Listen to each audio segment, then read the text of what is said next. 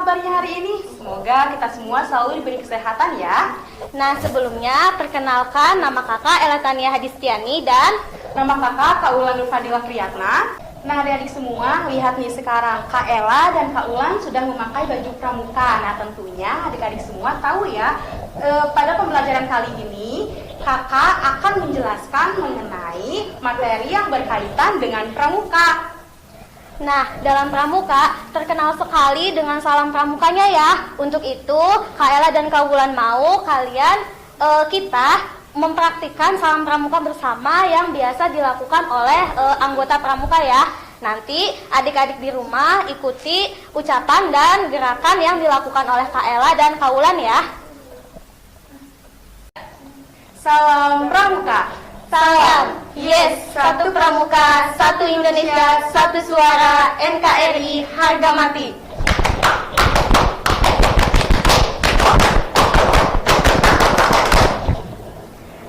Nah, sedikit mengingatkan bahwa pandemi di negara kita masih berlangsung ya. Untuk itu, adik-adik di rumah tetap mematuhi protokol kesehatan dengan menerapkan 5M ya. M yang pertama, memakai masker. M yang kedua, mencuci tangan dengan air mengalir. M yang ketiga, menjaga jarak. M yang keempat, menghindari kerumunan. Dan M yang kelima, mengurangi mobilitas. Nah, anak-anak, sebelum ke pembahasan, alangkah baiknya kita berdoa terlebih dahulu ya. Berdoa, kita mulai. Berdoa dicukupkan. Nah, adik-adik semuanya, Kak Ulan di sini akan menjelaskan mengenai sejarah pramuka dunia dan sejarah pramuka di Indonesia. Nah, yang pertama yaitu ada sejarah pramuka dunia. Nah, foto di samping ini adalah foto Bapak Pandu kita sedunia. Nah, beliau itu bernama Baden-Powell atau nama aslinya yaitu Lord Robert Stephenson Smith Baden-Powell of Gewel. Nah, beliau itu lahir pada tanggal 22 Februari tahun 1857 di Inggris. Nah, sejarah pramuka di dunia ini dimulai ketika Baden-Powell mencatat pengalamannya dalam buku Scouting for Boys tahun 1908. Buku itu sengaja dibuat sebagai panduan dalam acara perkemahan yang dirintisnya. Tidak hanya di Inggris, buku ini juga laris di negara-negara lain, sehingga organisasi pramuka bermunculan yang ditunjukkan kepada anak laki-laki saja. Nah, lalu pada tahun 1912 bersama Agnes yang merupakan adik perempuan Baden-Powell mendirikan organisasi pramuka untuk wanita dengan nama Girls Guides. Nah, pada tahun 1916 didirikan organisasi pramuka untuk usia siaga. Organisasi tersebut dinamai KAB atau sering disebut Anak Serigala. Kemudian pada tahun 1918 didirikannya Rover Scout yang merupakan kelompok untuk remaja yang berusia 17 tahun. Nah, lalu pada tahun 1922 Baden-Powell kembali mempublikasikan buku Rovering to Success atau Membara Menuju Bahagia, yang dimana buku tersebut bercerita tentang seorang pemuda yang sesegera mungkin mengayuh perahu sampannya menuju pantai bahagia. Nah, lalu pada tanggal 30 Juli sampai 8 Agustus tahun 1920 di Olympic Hall London sejumlah 800 orang partisipan pramuka melakukan jambore dunia untuk pertama kalinya. Nah, jambore ini itu diikuti oleh 34 negara dan dalam acara tersebut Baden-Powell dinobatkan sebagai Bapak Pandu Sedunia. Nah, pada tahun yang sama dibentuk pula Dewan Internasional Organisasi Pramuka yang beranggotakan 9 orang, di mana kota London merupakan kantor kesekretariatan pramuka sedunia, yang kemudian dipindahkan ke Ottawa, Kanada pada tahun 1958 dan berpindah lagi ke Geneva, Swiss pada tahun 1968. Nah, selain sejarah pramuka di dunia, ada pula di sini sejarah pramuka di Indonesia. Nah, sejarah pramuka di Indonesia itu seperti apa? Nah, sejarah pramuka di Indonesia yaitu dimulai dengan pasang surut dalam aktivitas organisasi, yang dimana pada saat itu Indonesia masih berada dalam masa penjajahan, sehingga Indonesia dikenal dengan 3 masa pramuka, yaitu yang pertama gerakan pramuka pada masa penjajahan Belanda, yang kedua gerakan pramuka pada masa penjajahan Jepang, dan yang ketiga gerakan Indonesia setelah Indonesia merdeka.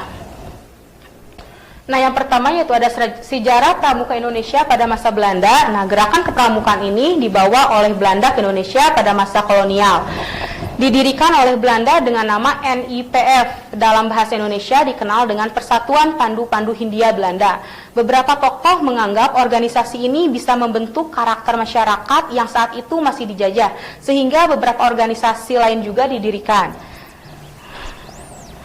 Nah, kemudian setelah Sumpah Pemuda, kesadaran masyarakat Indonesia semakin meningkat hingga beberapa organisasi kepanduan bergabung.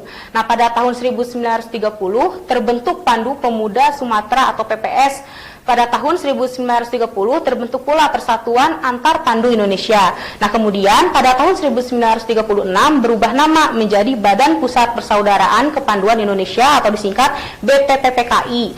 BPPPKI melakukan kegiatan perkinokan masa Perang Dunia Kedua. Tentara Jepang melakukan penyerangan kepada Belanda, sehingga banyak tokoh kepanduan Indonesia yang ditarik masuk ke Ibondan, Peta dan Seinendan yang merupakan organisasi bentukan Jepang yang digunakan untuk mendukung tentara Jepang.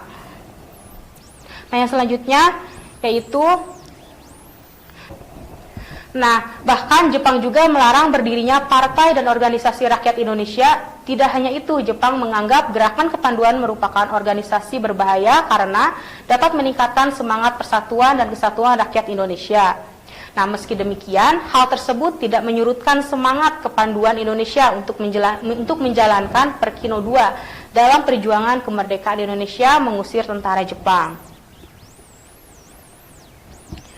Nah, yang ketiga yaitu sejarah pramuka Indonesia pada zaman kemerdekaan. Nah, pada zaman ini itu tidak lama setelah Indonesia merdeka, yaitu pada tanggal 28 Desember 1945 didirikan Organisasi Pandu Rakyat Indonesia di Kota Solo. Organisasi ini ditetapkan sebagai wadah kepanduan di mana anggota kepanduan Indonesia bisa bernaung. Pada tahun 1961 terdapat sekitar 100 organisasi kepanduan di Indonesia yang terbagi menjadi 3 federasi organisasi, yaitu Persatuan Kepanduan Putri Indonesia, Ikatan Pandu Indonesia, dan Persatuan Putra Putri Indonesia.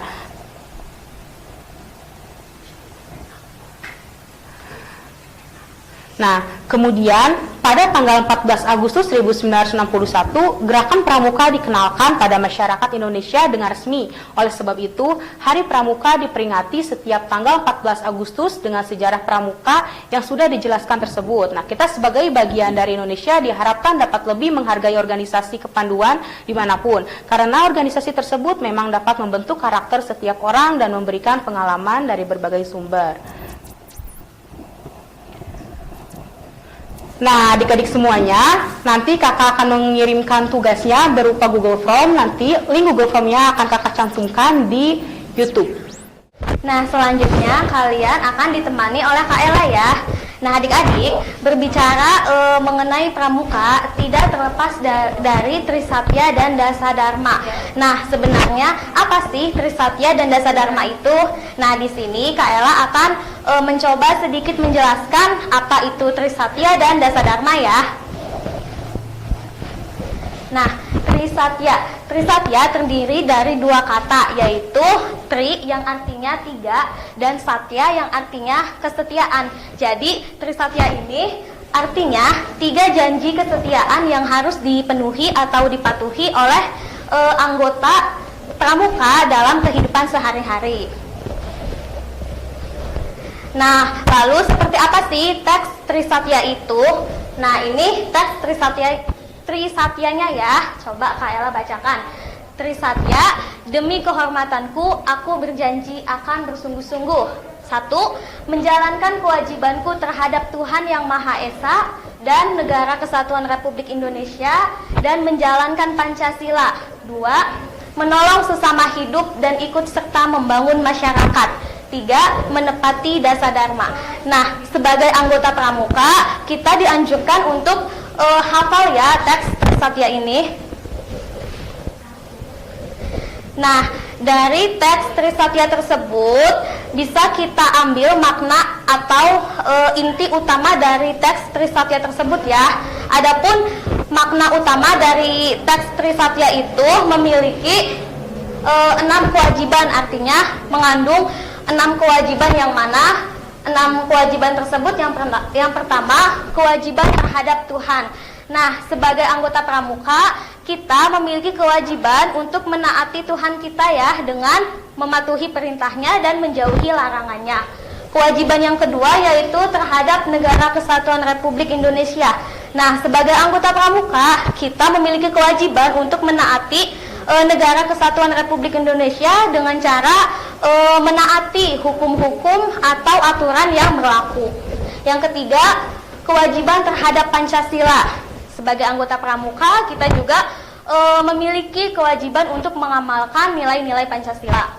Selanjutnya, kewajiban terhadap sesama makhluk hidup. Nah, ini sebagai anggota pramuka, kita memiliki kewajiban untuk saling menghargai sesama makhluk hidup, baik itu kepada manusia, hewan, dan juga tumbuhan ya. Kewajiban yang kelima terhadap masyarakat. Nah, sebagai anggota pramuka juga kita harus memiliki kewajiban untuk berperilaku baik dalam kehidupan bermasyarakat ya. Nah, kewajiban yang terakhir, kewajiban terhadap Dasa Dharma Pramuka. Nah, sama seperti Pancasila, Dasa Dharma Pramuka juga harus kita amalkan dalam kehidupan sehari-hari ya. Nah, berikut ada contoh beberapa pengamalan dari Trisatya. Yang pertama, taat beribadah dan berdoa menurut agama yang dianutnya. Yang kedua, ikut merayakan Hari Kemerdekaan Republik Indonesia sebagai bukti kita cinta tanah air. Yang ketiga, saling membantu dan menolong orang yang sedang kesusahan atau kesulitan atau sedang mengalami musibah. Yang keempat, tidak merusak lingkungan dan ikut melestarikan alam sekitar ya. Yang kelima, ikut melaksanakan kerja bakti di desa. Yang keenam, bertanggung jawab jika diberi amanah. Nah, selanjutnya kita akan mengetahui arti dari Dasa Dharma. Dasa Dharma terdiri dari dua kata, yaitu dasa yang berarti 10 dan dharma yang berarti perbuatan baik atau kebajikan. Jadi, Dasa Dharma artinya 10 kebajikan yang menjadi pedoman bagi anggota pramuka dalam berperilaku atau bertingkah laku di kehidupan sehari-hari. Nah, adapun ini isi dari Dasa Dharma ya. Kak Ella coba bacakan. Dasa Dharma Pramuka. Pramuka itu takwa kepada Tuhan Yang Maha Esa, cinta alam dan kasih sayang sesama manusia, patriot yang sopan dan kesatria, patuh dan suka bermusyawarah, rela menolong dan tabah, rajin, terampil dan gembira, hemat, cermat dan bersahaja, disiplin, berani dan setia, bertanggung jawab dan dapat dipercaya, suci dalam pikiran, perkataan dan perbuatan. Nah, berikut ada beberapa contoh pengamalan Dasa Dharma. Yang pertama, pengamalan dari Dasa Dharma yang pertama yaitu takwa kepada Tuhan Yang Maha Esa. Contoh pengamalannya, menjalankan perintah Tuhan dan menjauhi larangannya, membaca doa dalam setiap mengawali dan mengakhiri kegiatan. Yang ketiga, patuh dan berbakti kepada orang tua. Selanjutnya, Dasa Dharma yang kedua, cinta alam dan kasih sayang sesama manusia. Contoh pengamalannya, menjaga kelestarian alam baik hewan maupun tumbuhan ya. Lalu mengunjungi teman-teman kita yang sedang sakit. Yang ketiga, patriot yang sopan dan kesatria. Contoh pengamalannya yang pertama, belajar di sekolah dengan baik. Lalu ada ikut serta dalam pertahanan bela negara. Nah, selanjutnya Dasa Dharma yang keempat, patuh dan suka bermusyawarah. Adapun contoh pengamalannya yang pertama, patuh terhadap orang tua, guru, dan pembina dengan cara mengerjakan tugas sebaik-baiknya. Lalu mengambil keputusan melalui musyawarah. Selanjutnya yang kelima, Dasa Dharma yang kelima, rela menolong dan tabah. Adapun contoh pengamalan atau penerapan Dasa Dharmanya yang pertama, menolong sesama yang sedang mengalami musibah atau kesusahan. Yang kedua, tabah dalam menghadapi semua atau berbagai kesulitan. Selanjutnya, Dasa Dharma yang keenam, rajin, terampil, dan gembira. Contoh penerapannya yang pertama, tidak membolos saat sekolah. Nah, adik-adik, ketika sudah mengetahui dasar dharma yang ke-6 ini, adik-adik diharapkan mengamalkannya ya dengan tidak membolos ketika jam sekolah. Selanjutnya, dapat membuat berbagai kerajinan yang bermanfaat. Jadi kalian terampil gitu ya, membuat sesuatu yang bisa digunakan. Yang ketiga, selalu riang gembira saat melakukan kegiatan. Nah, ini kalian selalu semangat, selalu gembira ya. Nah, dasar dharma yang ketujuh yaitu hemat, cermat, dan bersahaja. Adapun contoh penerapannya, yang pertama, tidak boros dan tidak menghambur-hamburkan uang. Yang kedua, dapat mengelola waktu. Jadi adik-adik tahu kapan waktunya sekolah, kapan waktunya belajar, kapan waktunya main ya. Yang ketiga, hidup sederhana dan tidak berlebih-lebihan. Nah, yang kedelapan, dasar dharma yang kedelapan, disiplin, berani, dan setia. Adapun contoh penerapannya, yang pertama, selalu tepat waktu sesuai jadwal yang telah ditentukan ya. Jadi selalu standby, tidak boleh telat gitu. Yang kedua, berani mengambil keputusan. Yang ketiga, tidak mengecewakan orang lain. Dasar dharma yang kesembilan, bertanggung jawab dan dapat dipercaya. Adapun contoh penerapannya yaitu yang pertama, bertanggung jawab dalam setiap tindakan atau dalam setiap tugasnya. Yang kedua, bersikap dapat dipercaya apabila diberikan amanah. Nah, yang terakhir, dasar dharma ke-10, suci dalam pikiran, perkataan, dan perbuatan. Nah, adapun contoh pengamalannya, yang pertama, berhati-hati dalam berkata atau berucap. Yang kedua, menjaga diri dari perbuatan yang buruk ya. Nah, adik-adik, kakak harap Trisatya dan dasar dharma ini kalian bisa hafalkan. Tidak hanya dihafalkan, tapi kalian juga bisa mengamalkannya dalam kehidupan sehari-hari ya.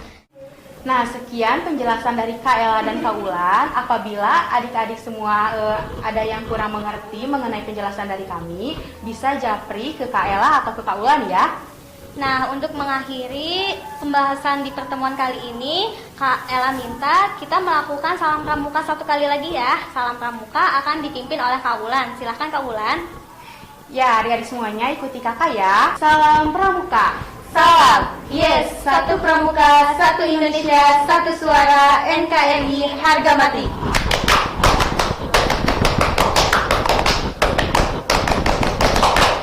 Terima kasih. Wassalamualaikum warahmatullahi wabarakatuh.